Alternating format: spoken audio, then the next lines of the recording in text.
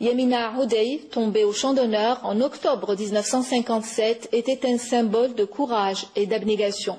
Ceux qui l'ont côtoyée se souviennent encore de cette jeune femme déterminée jusqu'au bout. Adel Boukhams.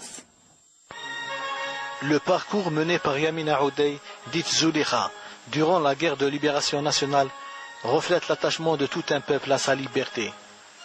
Le fait d'être venu au monde un certain jour de l'année 1911 dans une famille aisée à Hadjout ne l'a pas empêché d'adhérer pleinement à la révolution algérienne. Mais avant d'en arriver là, beaucoup d'eau avait coulé sous les ponts. Juste après avoir terminé ses études, Zulekha s'est installée à Ain Qsiba à Cherchel en compagnie de son mari. Sa vie allait prendre une autre tournure après que deux êtres qui lui sont chers soient tombés au champ d'honneur. Son mari et son fils Habib. Rien ne pouvait consoler cette femme qui a décidé alors de prendre la relève en s'engageant dans la lutte armée au sein de l'ALN. Faisant preuve de bravoure et de courage, il était tout à fait légitime qu'elle soit propulsée en 1957 au poste de responsable politique et militaire de la région de Cherchel, où plusieurs opérations ont été menées. Afin de brouiller les pistes de l'armée française, nous avons pensé à une femme ayant les capacités nécessaires pour mener la lutte dans cette région. Notre choix s'est porté sur Zulekha. Et ce qui devait arriver arriva en septembre 1957. Elle savait que le chemin choisi était parsemé d'embûches.